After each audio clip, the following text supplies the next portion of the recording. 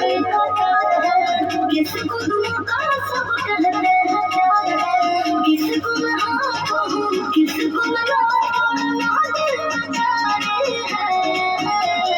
मेहनत तो जारी है, बोलो कब मेरा बारी है। मेहनत तो जारी है, बोलो कब मेरा बारी है।